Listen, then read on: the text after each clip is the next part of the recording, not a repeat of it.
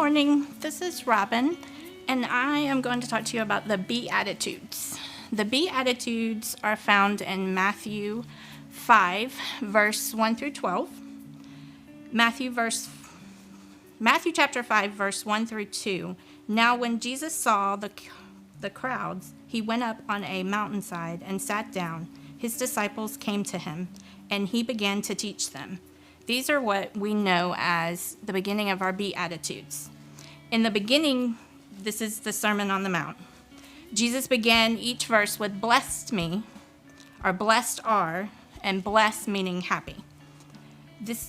Let's take a look at the 9 Beatitudes. In Matthew 5:3 is the first Beatitude. Blessed are the poor in spirit, for theirs is the kingdom of heaven. Therefore, this first Beatitude Jesus talks about is blessed are the poor in spirit. This means that Jesus wants us to be humble, not prideful, not arrogant. Jesus doesn't want us to be braggers. We shouldn't go around walking around talking about this is what I have, this is what I want. This is looking at what other people have and knowing what they want or wanting what they want. Part of being humble is to do what Jesus wants and not what we want. We are to be satisfied with what we have, share the good things we have with others because God wants us to. We are to be givers. Giving brings joy to my heart. There are so many different ways that you can give. It's not necessarily just money. You could give with your time. As simple as spending time with someone or serving.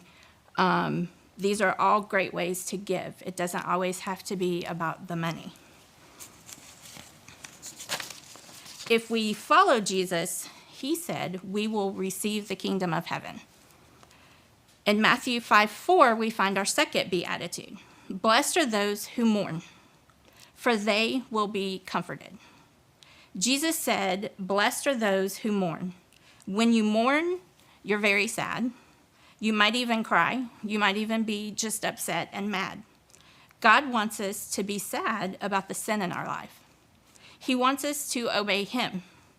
When we follow Jesus, he will comfort us. He will calm us, reassure us, and soothe us.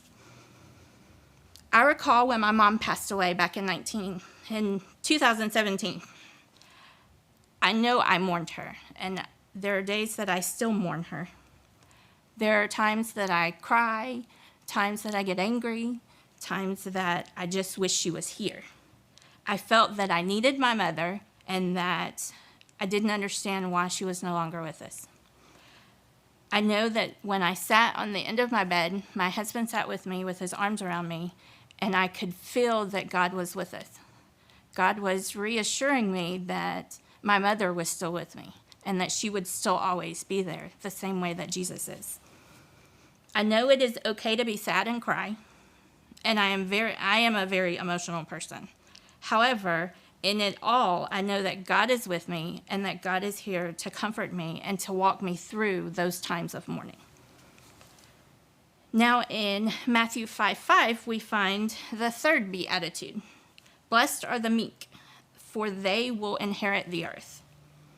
Next, Jesus said, blessed are the meek. If you are meek, you are gentle and submissive. Someone who is meek will think about others before themselves. Jesus talked a lot about helping others. Jesus finished this thought with, if you are meek, you will inherit the earth. This means that if we put other people's needs before our own, we will inherit the earth. Our fourth Beatitude comes from Matthew 5:6. Blessed are those who hunger and thirst for righteousness. Blessed are those who hunger and thirst for righteousness. Jesus wants us to really desire to know him, to know more about him, and to study the Bible and to do what God wants, not what we want. If we seek him, God will make sure that we are filled with his goodness. God is bringing me to a new level. God is bringing me out of my comfort zone simply by providing you with the Beatitudes. By this, he is bringing me to seek him more and to rest in his word. In Matthew 5:7, we find the fifth Beatitude. Blessed are the merciful, for they will show mercy. Jesus said, blessed is the merciful. If you have mercy, you show compassion, kindness, and forgiveness. Jesus showed mercy, and he wants us to show mercy to others. If we are merciful, then God will show us mercy. Forgiveness is not always an easy thing. If you really think about true forgiveness, it is for you and not the person that you are forgiving. God wants us to forgive and to be able to show the forgiveness to others. Our sixth Beatitude comes from Matthew 5:8. Blessed are the pure in heart, for they will see God. Blessed are the pure in heart. Jesus wants us to live for him and try to live a Christian life. He wants us to follow his word and his rules. It is sometimes hard to do because it is easy to be caught up in the world and do things that our friends are doing that Jesus doesn't like. But if we do it with a pure heart, then we will follow Jesus and we will show up and do the things that people may find strange. Our seventh Beatitude comes from Matthew 5:9. Blessed are the peacemakers, for they will be called children of God. The next blessed Jesus talks about is the peacemakers. God wants us to make peace with the people around us as much as we can.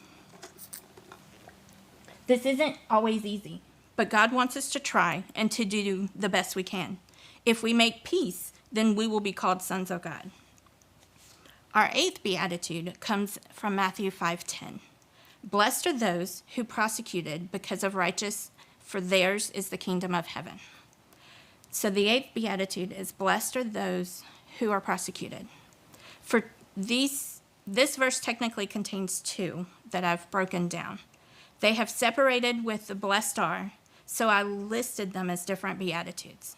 The first part of the blessed are those who are prosecuted for righteousness' sake. How can you be happy if you are being mistreated? God expects us to stand up for him, to turn away from the things of the world, especially if they keep you from doing what God wants. This might be something that your friends making fun of you for coming to worship or coming to prayer night.